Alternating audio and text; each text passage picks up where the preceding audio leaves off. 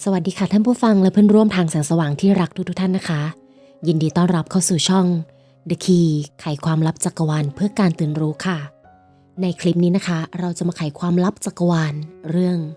6สิ่งที่คุณจะเลิกทำเมื่อจิตวิญญาณตื่นคุณเคยรู้สึกแบบนี้ไหมคะที่ชีวิตอยู่ดีๆก็เหมือนหมดสีสันสิ่งที่เคยทำให้หัวใจคุณพองโตกลับกลายเป็นสิ่งที่ทำให้คุณเฉยชากลายเป็นสิ่งธรรมดาที่ไม่มีความหมายอีกต่อไปคนที่เคยอยู่ข้างๆคุณเหมือนเป็นกำลังใจของคุณเคยทำให้คุณรู้สึกอบอุ่นกลับทำให้คุณรู้สึกห่างเหินรู้สึกอ้างว้างเหมือนคุณอยู่คนเดียวในโลกแม้จะอยู่ใกล้เพียงเอื้อมมือก็ตามคุณเริ่มรู้สึกว่าทุกอย่างแตกต่างราวกับว่าโลกที่อยู่รอบตัวคุณกำลังเปลี่ยนแปลงแต่ไม่ใช่การเปลี่ยนแปลงที่มองเห็นได้ด้วยตาเปล่ามันลึกซึ้งกว่านั้นค่ะมันเหมือนกระแสพลังงานที่เคลื่อนไหวใต้ผิวของชีวิตของคุณ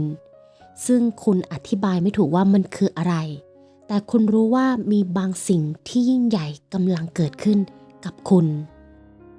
มันไม่ใช่แค่ความเบื่อหน่ายที่เกิดขึ้นเพราะกิจวัตรเดิมๆนะคะ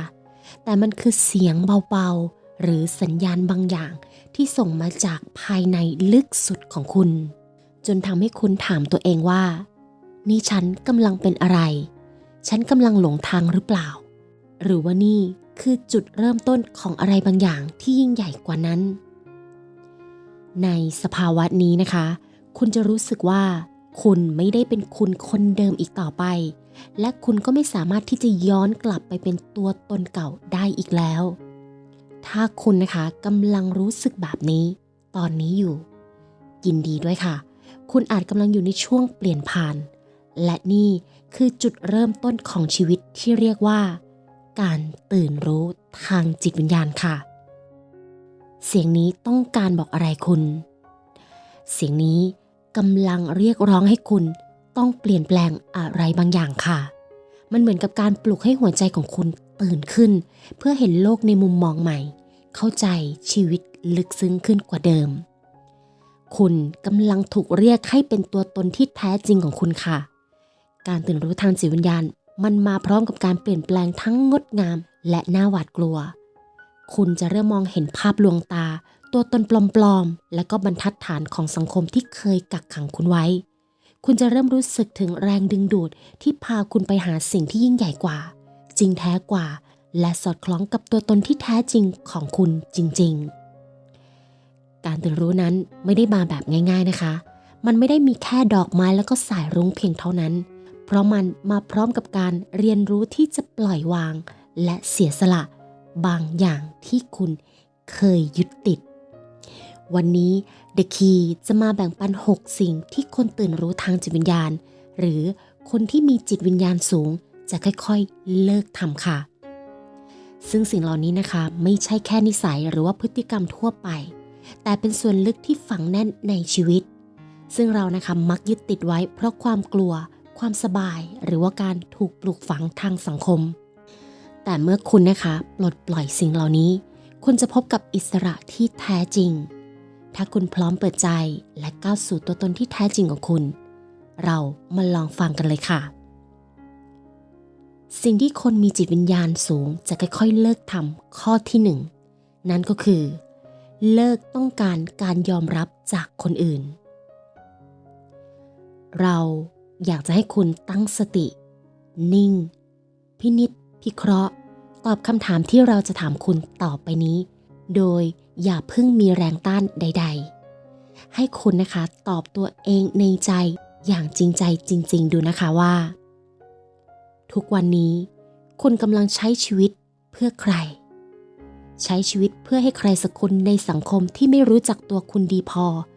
มองว่าคุณดีพอหรือเปล่าคุณใช้ชีวิตเพื่อคำชมไม่กี่คำไม่กี่ประโยคที่ฟังแล้วชื่นใจเพียงแค่ชั่วคราวจากเพื่อนร่วมงานจากคนรอบข้างไหมคุณใช้ชีวิตเพื่อให้คนที่ไม่ได้สนิทกับคุณกดไลค์กดคอมเมนต์บนโซเชียลมีเดียในสิ่งที่คุณโพสต์หรือไม่คุณทุ่มเททุกสิ่งเพื่อให้ได้รับการยอมรับทั้งที่ความจริง คนเหล่านั้นอาจไม่ได้รู้จักตัวตนของคุณด้วยซ้ำหรือเปล่าแต่คุณเคยสังเกตไหมคะว่าความสุขจากการยอมรับนั้นมันสั้นแค่ไหนความสุขเหล่านี้มันเหมือนกับการที่คุณนะคะกำลังดื่มน้ำจากแก้วน้ำที่มีรูรั่วยิ่งคุณนะคะเติมน้ำเท่าไหร่มันก็ยิ่งลดลงไม่เคยจะเต็มเลยลองนึกภาพตามนะคะว่าจริงไหมการที่คุณวิ่งตามคำยอมรับจากคนอื่นมันเหมือนการใส่หน้ากากค่ะยิ่งคุณนะคะใส่หน้ากากไว้นานเท่าไหร่คุณก็จะยิ่งลืมว่าตัวตนจริงๆของคุณนั้นเป็นยังไงคุณถามตัวเองดูนะคะว่าคุณใส่หน้ากากอะไรอยู่และใส่มานานแค่ไหนแล้วหากมันอึดอัดแน่นหายใจไม่สะดวกเรามาถอดมันออกดีไหมคะโชว์ความจริงเปิดเผยความจริงไม่ต้องปกปิดและกลัวการตัดสินจากคนอื่นอีกต่อไปเมื่อคุณนะคะเริ่มตื่นรู้คุณจะอยากถอดหน้ากากนี้ออกและคุณจะมองเห็นความจริงว่าคำยอมรับจากคนอื่นไม่เคยสำคัญเท่ากับคำยอมรับที่คุณให้กับตัวเองคุณค่าในตัวคุณไม่ได้ถูกกำหนดด้วยคำพูดหรือว่าความคิดของใครลองนึกถึงตอนที่คุณอยู่คนเดียวนะคะลองปิดการท่องโซเชียลสัก1 วันอยู่ในบ้านไม่ต้องแต่งตัวออกไปข้างนอกเจอใครไม่มีใครมองไม่มีใครจับจ้องคุณไม่มีใครพูดถึงคุณคุณยังจะรู้สึกถึงคุณค่าในตัวเองไหมถ้าคำตอบคือไม่แสดงว่าคุณอาจกำลังยึดตัวตนของคุณไว้กับคนอื่นค่ะการเลิกต้องการการยอมรับจากคนอื่นไม่ได้แปลว่าคุณจะไม่แคร์ใครเลยนะคะแต่มันหมายความว่าคุณรักและก็ยอมรับตัวเองมากพอจนไม่ต้องการให้ใครมาชี้ว่าคุณควรเป็นแบบไหนหน้าตาแบบไหนแต่งตัวแบบไหนอยู่แบบไหนกินแบบไหนหรือว่าใช้ชีวิตแบบไหนลองคิดดูนะคะตั้งแต่เด็กจนโตเราใช้ชีวิตเพื่อทำให้คนอื่นพอใจมานานแค่ไหนแล้วเราเลือกเรียนตามที่พ่อแม่บอกเลือกงานที่สังคมมองว่าดีเลือกแต่งตัวตามเทรนด์เลือกทำทุกอย่างเพียงเพื่อให้ได้ยินคำว่าเก่งมากดีมากสวยมากดูดีมากรวยมากประสบความสำเร็จมากแต่แล้วไงต่อล่ะมันทำให้คุณรู้สึกมีค่าจริงๆไหมหรือมันแค่เหมือนพลาสเตอร์ที่ปิดแผลลึกในใจของคุณบาดแผลที่มาจากการไม่เคยยอมรับตัวเองลองคิดดูอีกครั้งนะคะถ้าวันหนึ่งทุกคนหยุดชื่นชมคุณจะเหลืออะไรถ้าทุกคำชมทุกยอดไลค์ทุกคอมเมนต์มันหายไปคุณยังจะรักตัวเองอยู่ไหมคุณจะยอมรับความจริงได้หรือเปล่าถ้าทุกวันนี้นะคะคุณต้องเปลี่ยนตัวเองให้คนอื่นพอใจคำถามคือคุณจะต้องแลกกับการที่คุณต้องเหนื่อยไปถึงเมื่อไหร่แต่ถ้าคุณยอมรับและรักตัวเองได้จริงๆคุณจะไม่ต้องใช้ชีวิตเพื่อวิ่งตามใครอีกเลยค่ะเพราะในที่สุดแล้วคนที่เข้าใจและก็รักในตัวคุณจริงๆจะเป็นคนที่เห็นตัวตนที่แท้จริงของคุณนั่นไม่ใช่ใครที่ไหนเลยค่ะคนนั้นก็คือตัวคุณเองคุณไม่ได้ต้องการใครมายืนยันว่าสิ่งที่คุณเป็นนั้นดีพอเพราะคุณรู้อยู่แล้วว่าคุณดีพอในแบบของคุณลองนึกถึงต้นไม้ดูนะคะต้นไม้มันไม่เคยวิ่งไปบอกใครต่อใครเลยว่าเธอดูสิดูฉันสิฉันเติบโตสูงใหญ่แค่ไหนฉันมีกิ่งมีก้านมีใบสวยขนาดไหนเธอดูฉันสิต้นไม้ไม่เคยได้ไปบอกใครแบบนี้เลยนะคะมันแค่เติบโตไปอย่างเงียบๆสวยงามในแบบของมันเองสิ่งที่คนมีจิตวิญญาณสูงจะค่อยๆเลิกทำข้อที่2นั่นก็คือเลิกยึดติดกับวัตถุสิ่งของนอกกายคุณเคยรู้สึกแบบนี้ไหมคะอยากได้อะไรสักอย่างจนแทบจะเป็นบ้าทำงานแทบตายเพื่อที่จะซื้อมันมารองเท้าคู่นั้นกระเป๋าใบนี้โทรศัพท์รุ่นล่าสุดเสื้อผ้าบ้านรถตอนที่คุณนะคะซื้อมาคุณรู้สึกเหมือนได้ให้รางวัลชีวิตแล้วคุณก็ภูมิใจว่าได้มันมาจากน้ำพักน้ำแรงคุณตื่นเต้นกับการได้มันมามาก แต่พอได้มาแล้วล่ะคุณรู้สึกยังไงคุณมีความสุขอยู่กี่วันคุณใช้มันคุ้มค่าแค่ไหนดูแลทนุถนอมเหมือนวันแรกที่ได้มาหรือเปล่าหรือว่าคุณเริ่มรู้สึกเฉยๆกับมันเมื่อเวลาค่อยๆผ่านไปจนวันหนึ่งมันก็ถูกมองว่าแค่ของธรรมดาอีกชิ้นหนึ่งในชีวิตของคุณเท่านั้นเองแล้วคุณก็ถูกล่อเข้าไปติดกับดักอยากได้ของใหม่ไปเรื่อยๆสิ่งของเหล่านี้เปรียบเสมือนหลุมพรางค่ะมันทำให้เรารู้สึกเหมือนชีวิตมีค่ามีราคาเท่าราคาของที่คุณจ่ายคุณหมดไปเท่าไหร่กับคำว่าสมหน้าตาสมฐานะสมเกียรติสมกับหน้าที่การงานที่คุณทำสิ่งนี้มันทำให้คุณมีความสุขก็จริงนะคะแต่มันเป็นความสุขแบบฉาบฉวยเหมือนกับสีทาบ้านที่ดูดีแค่ภายนอกค่ะลองถามตัวเองดูนะคะว่าถ้าวันหนึ่งคุณสูญเสียทุกอย่างไปล่ะคุณจะยังเหลืออะไรสมมุตินะคะเราแค่สมมุติให้คุณเห็นภาพหากวันหนึ่งนะคะสิ่งเหล่านั้นพังหายถูกยึดถูกปล้นถูกเผาไปกับไฟถูกปลิวไปกับลมถูกจมไปกับน้ำคำถามคือคุณจะเหลืออะไรถ้าคำตอบของคุณคือไม่เหลืออะไรเลยนั่นแปลว่าคุณให้ความสำคัญผิดที่มาตลอดค่ะลองนึกดูอีกครั้งนะคะในวันที่วัตถุสิ่งของที่คุณยึดติดว่ามันคือความสุขได้หายวับไปกับตาคุณยังมีอะไรเหลืออยู่กับคุณมีคำตอบแล้วใช่ไหมคะคุณรู้ไหมคะว่าของที่เราเป็นเจ้าของบางครั้งมันกลับเป็นเจ้าของเราเสียเองมันบังคับให้เราทำงานหนักขึ้นเพื่อจะได้ครอบครองมากขึ้นทั้งที่หัวใจของเรากลับว่างเปล่ามากกว่าเดิมเมื่อคุณตื่นรู้คุณจะเริ่มเห็นว่าสิ่งของภายนอกมันไม่ได้สำคัญขนาดนั้นเลยค่ะมันแค่เป็นเครื่องมือภายนอกที่ช่วยให้คุณดำเนินชีวิตในสังคมที่มีความต้องการเหล่านั้นอยู่สิ่งของที่เราครอบครองมันอาจจะทำให้เรารู้สึกดีเพียงชั่วคราวนะคะแต่มันไม่ได้บอกตัวตนของเราเลยความสุขที่แท้จริงคือสิ่งที่อยู่ข้างในสิ่งที่อยู่ภายในตัวคุณค่ะความสุขที่แท้จริงมันอยู่ในสิ่งที่เงินซื้อไม่ได้นั่นคือความรักความสัมพันธ์ความสงบในใจหรือแม้แต่เวลาที่คุณมอบให้กับตัวเองความสุขที่แท้จริงไม่ได้อยู่สิ่งที่เรามีนะคะแต่มันอยู่ในสิ่งที่เราเป็นต่างหากค่ะการตื่นรู้ทางจิตวิญญาณไม่ได้หมายความว่าเราจะไม่ต้องการสิ่งของเหล่านั้นเลยแต่มันหมายความว่าเราจะเริ่มรู้จักปล่อยวางจากการยึดติดกับสิ่งเหล่านั้นเพราะสุดท้ายแล้วความสุขจริงๆมันมาจากภายในตัวเราเองจากความรักในตัวเราเองและจากการรู้จักให้คุณค่าแก่สิ่งที่มีอยู่ในปัจจุบันมากกว่าการวิ่งตามสิ่งที่ไม่มีวันหยุดวิ่งตามได้การตื่นรู้ทางจิตวิญญาณนะคะจะทำให้เราเห็นว่าสิ่งที่สำคัญที่สุดในชีวิตไม่ใช่การเก็บสะสมสิ่งของภายนอกค่ะแต่มันคือการเชื่อมโยงกับตัวตนที่แท้จริงของคุณการใช้ชีวิตอย่างเรียบง่ายโดยไม่ต้องพึ่งพาหรือว่ายึดติดกับสิ่งใดซึ่งสิ่งที่เหลือจากการปล่อยวางนี้นั่นก็คือพื้นที่ที่คุณนะคะจะสามารถเติมเต็มจิตใจด้วยความสงบและความสุขที่ไม่มีวันหมดค่ะบางคนนะคะฟังมาถึงตรงนี้อาจจะแย้งในใจว่าถ้าไม่มีเงินจะเอาอะไรมาซื้อข้าวกินหรือซื้อของที่จำเป็นใช้ในชีวิตประจำวันล่ะ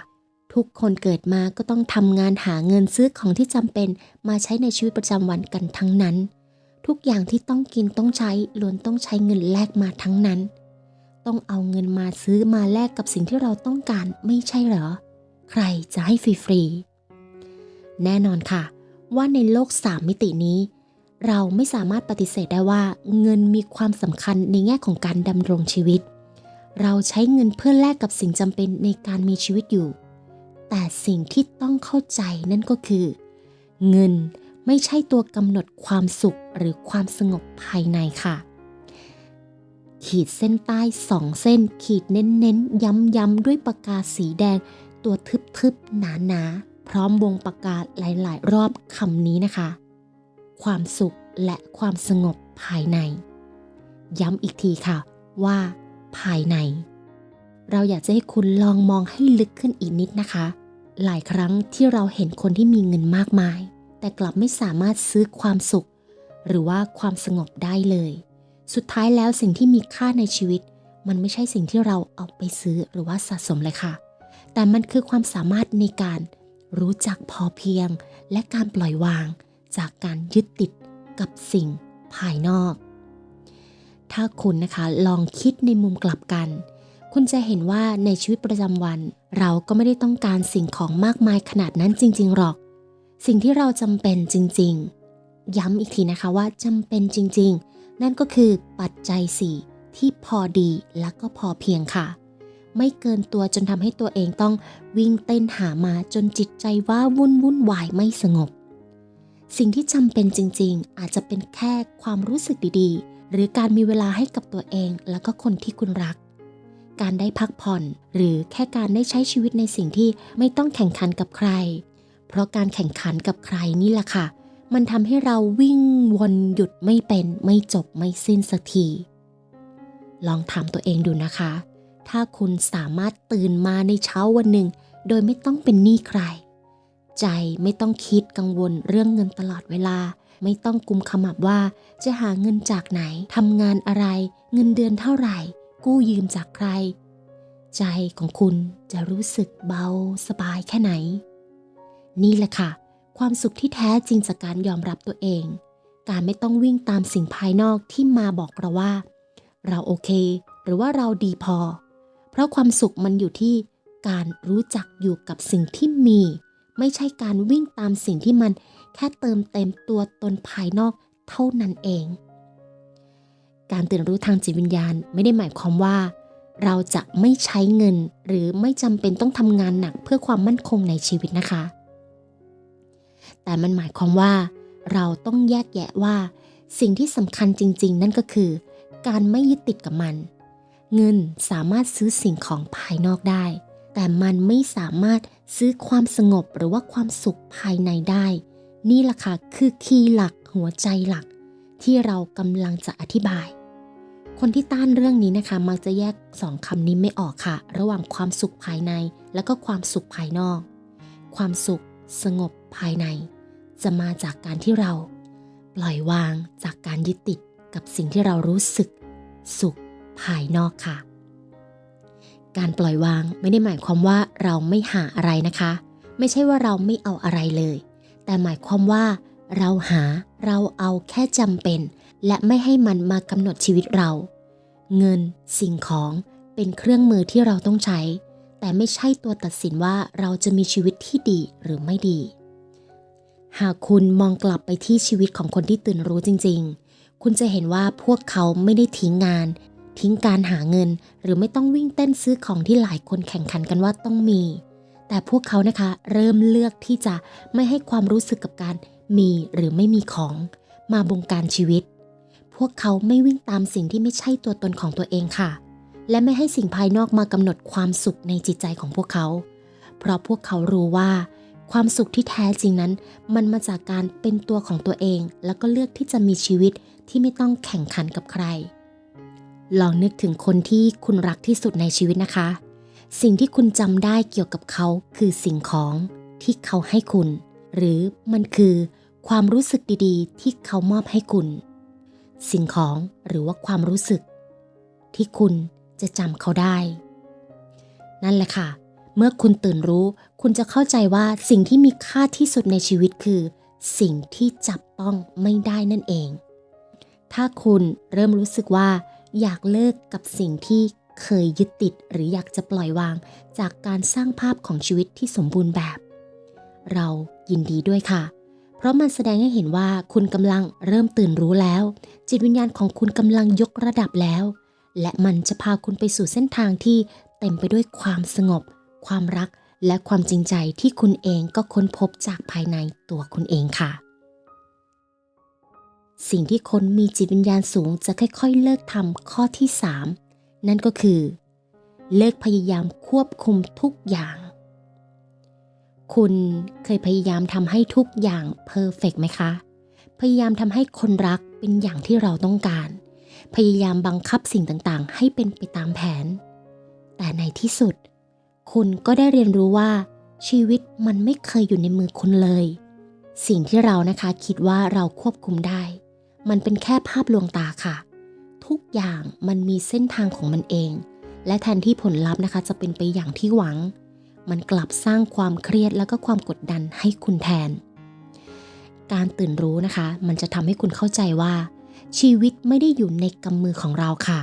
แต่เราอยู่ในกระแสของชีวิตการเลิกควบคุมทุกสิ่งไม่ได้หมายความว่าคุณหยุดทำสิ่งสำคัญนะคะแต่มันคือการปล่อยวางสิ่งที่ควบคุมไม่ได้และใช้ชีวิตไปกับกระแสของปัจจุบันต่างหากในบางครั้งนะคะยิ่งเราพยายามควบคุมชีวิตทุกอย่างกลับยิ่งพังหรือว่ายุ่งเหยิงค่ะเหมือนคุณนะคะกำลังพยายามกำทรายด้วยมือเปล่ายิ่งคุณนะคะบีบแน่นเท่าไหร่ทรายก็ยิ่งไหลออกไปเร็วขึ้นเท่านั้นลองเปรียบเทียบดูนะคะเวลาที่คุณพยายามเปลี่ยนใครสักคนยิ่งอยากเปลี่ยนเขากลับยิ่งต่อต้านจริงๆแล้วทุกชีวิตไม่เคยอยู่ในกำมือเราหรอกค่ะเราแค่คิดว่าเราควบคุมได้แต่ในความจริงนะคะทุกอย่างมันมีทางของมันเองถ้าคุณนะคะปล่อยให้เขาเป็นตัวของตัวเองคุณจะได้เห็นว่าเขาก็มีสิ่งที่ดีในแบบของเขาเองด้วยการเลิกควบคุมไม่ได้แปลว่าคุณยอมแพ้หรือหมายความว่าคุณจะปล่อยให้ชีวิตล่องลอยไปนะคะแต่มันหมายถึงการยอมรับในสิ่งที่คุณเปลี่ยนไม่ได้ให้มันไหลไปตามทางของมันเองและทำให้ดีที่สุดในสิ่งที่คุณเปลี่ยนแปลงได้ชีวิตไม่ได้เกี่ยวกับการบังคับให้ทุกอย่างเป็นไปตามแผนนะคะแต่มันเกี่ยวกับการปรับตัวแล้วก็ยอมรับสิ่งที่เข้ามาค่ะ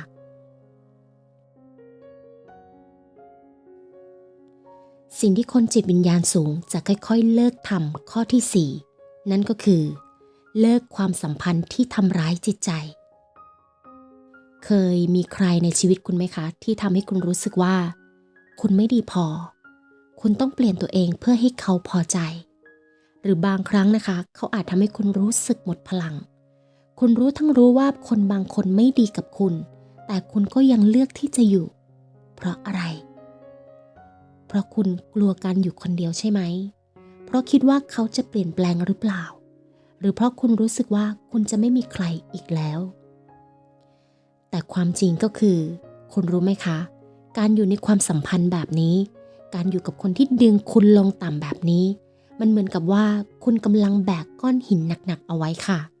มันจะทำให้คุณหมดแรงมันจะทำให้คุณเจ็บปวดมากขึ้นเรื่อยๆและทำให้คุณหลงลืมว่า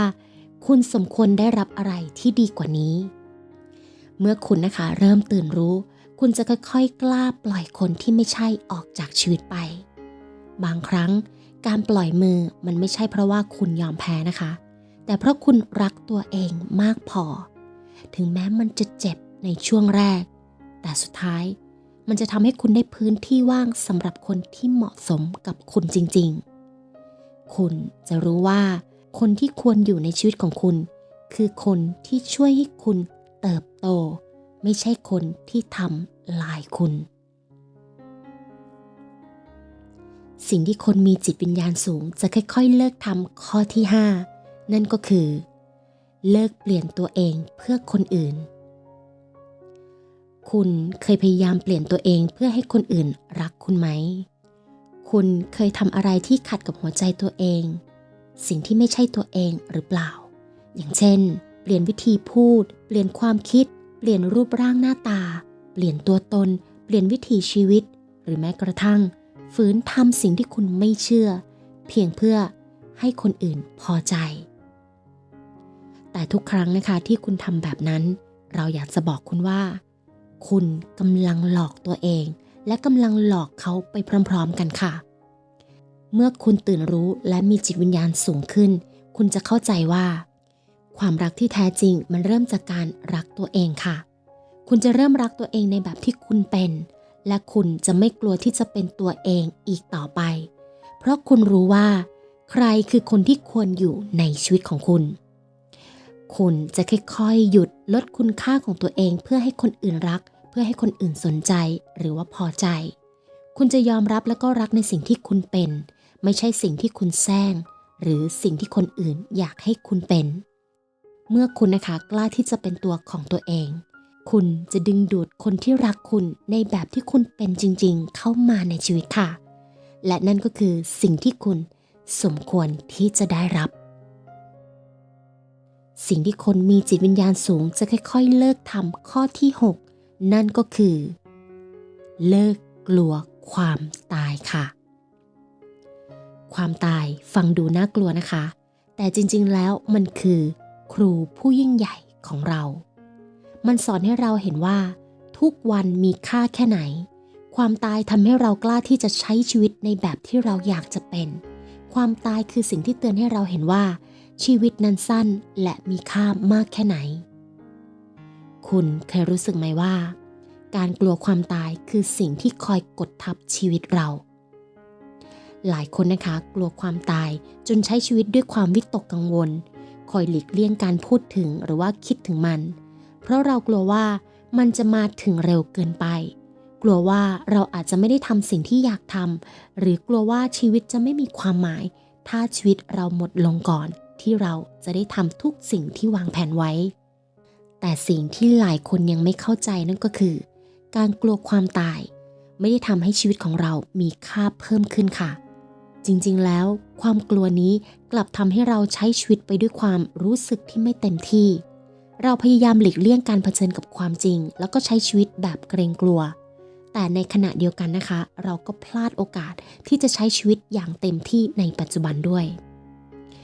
การตื่นรู้ทางจิตวิญญาณจะทำให้เราเริ่มเข้าใจว่าความตายไม่ใช่จุดสิ้นสุดของชีวิตค่ะแต่มันเป็นการเปลี่ยนผ่านที่จะทำให้ทุกสิ่งมีความหมายยิ่งขึ้นซึ่งความตายนะคะไม่สามารถทำให้เราเสียใจได้หากเราใช้ชีวิตให้เต็มที่ในทุกๆวันการยอมรับความตายไม่ใช่การยอมแพ้ค่ะแต่มันคือการทำให้ทุกวินาทีของชีวิตเราเต็มไปด้วยความรักและก็ความสงบลองคิดดูนะคะถ้าพรุ่งนี้เป็นวันสุดท้ายของชีวิตคุณจะใช้ชีวิตอย่างไรคุณจะนั่งกังวลถึงสิ่งที่คุณไม่ได้ทำหรือคุณจะเต็มที่กับวันนี้และทำในสิ่งที่ทำให้คุณรู้สึกมีความสุขและสบายใจมากที่สุดการหยุดกลัวความตายจะทำให้คุณกลับมามีความหมายในชีวิตทุกๆวันค่ะเพราะไม่ว่าเราจะเตรียมตัวอย่างไรความตายมันก็จะมาถึงอยู่ดีแต่สิ่งที่สำคัญคือการใช้ชีวิตให้ดีที่สุดในขณะที่เรายังมีโอกาสอยู่เมื่อคุณนะคะปล่อยวางความกลัวนี้ได้คุณจะพบว่าชีวิตมันเบาสบายขึ้นมากคุณจะกล้าออกไปทำสิ่งที่คุณอยากทำคุณจะกล้ารักกล้าเปิดใจให้กับคนรอบข้างและทำทุกอย่างด้วยความรู้สึกที่เต็มเปี่ยมไปด้วยพลังและก็ความหมายเพราะการยอมรับความตายจะทำให้คุณไม่หลงทางในชีวิตอีกต่อไปค่ะในโลกที่เต็มไปด้วยข่าวความรุนแรงและการสูญเสียจากภัยพิบัติอาชญากรรมสงครามโรคระบาดทุกวันมันอาจจะทำให้เรารู้สึกวิตกกังวลถึงชีวิตของตัวเองกลัวว่าเราอาจจะเป็นหนึ่งในเหยื่อของสิ่งเหล่านั้นสักวันหรือว่าเหตุการณ์เหล่านั้นจะทำให้ชีวิตของเราเปลี่ยนแปลงอย่างไม่คาดคิดแต่จริงๆแล้วนะคะการกลัวความตายจากสิ่งเหล่านี้เป็นเพียง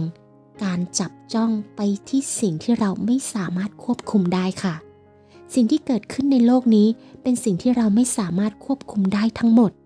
แม้จะเป็นเหตุการณ์ที่เลวร้ายหรือไม่คาดคิดก็ตามแต่การตื่นรู้นะคะจะทำให้เราเห็นว่า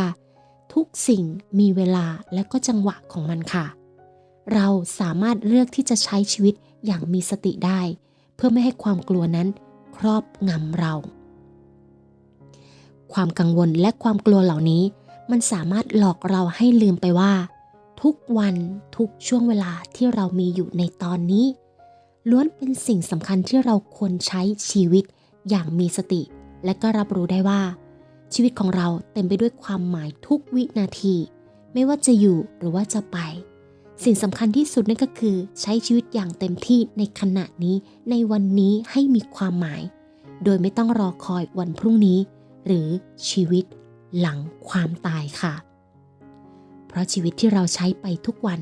คือสิ่งที่เราสามารถควบคุมได้ให้มันเป็นชีวิตที่มีความสุขและก็สงบแม้จะต้องเจอกับความท้าทายเพราะสิ่งเหล่านี้นะคะจะทำให้เราหยุดกลัวได้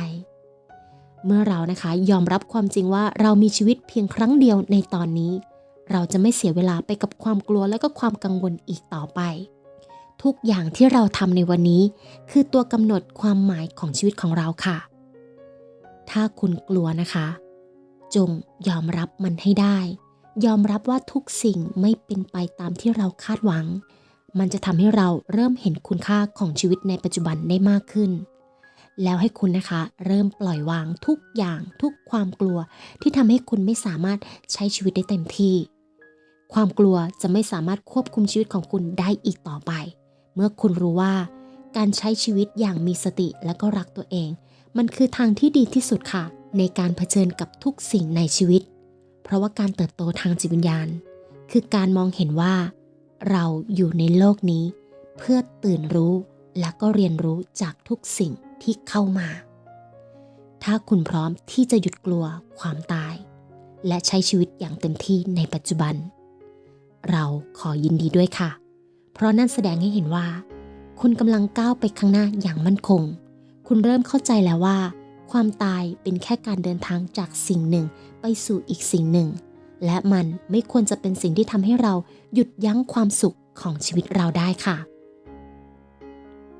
ตอนนี้คุณเริ่มรู้แล้วหรือยังว่าคุณเลิกได้กี่ข้อหรือว่ามีข้อไหนที่ยังคงติดขัดและก็เผชิญอยู่เราขอให้คุณอย่าเพิ่งท้อใจนะคะเพราะทุกการเปลี่ยนแปลงนั้นเริ่มจากการตระหนักรู้และคุณกำลังเดินทางมาถึงจุดที่สำคัญแล้วค่ะ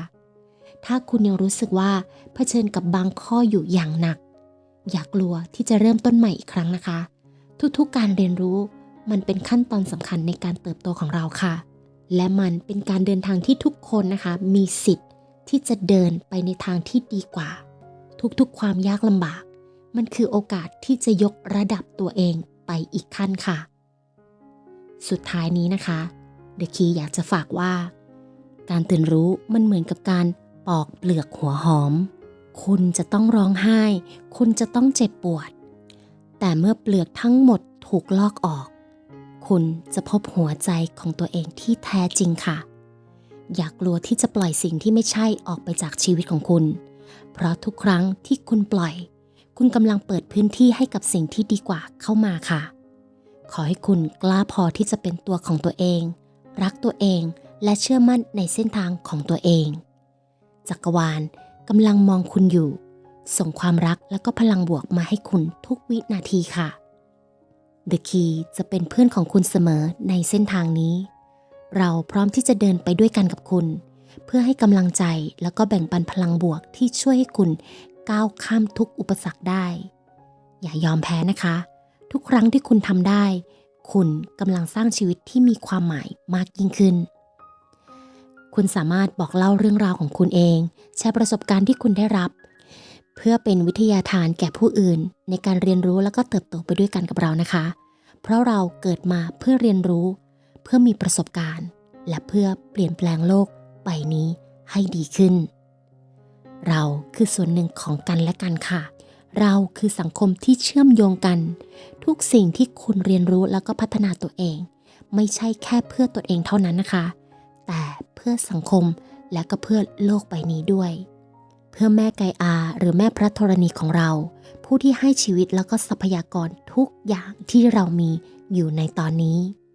การตื่นรู้ของคุณคือพลังที่จะส่งต่อไปถึงคนรอบข้างและจะส่งผลถึงโลกในที่สุดค่ะเดินทางต่อไปด้วยกันนะคะขอให้คุณมีความกล้าหาญที่จะเดินหน้าอย่าหยุดเรียนรู้หรือหยุดรักตัวเองเด็ดขาดเพราะการเดินทางที่สวยงามที่สุดมันคือการที่คุณเดินทางภายในตัวเองที่ทุกคนล้วนมีศักยภาพในการเปลี่ยนแปลงแล้วก็สร้างโลกที่ดีขึ้นได้เสมอค่ะขอบคุณจักรวาลที่ทำให้เราได้มาเจอกันนะคะคลิปนี้ The Key ขอสวัสดีค่ะ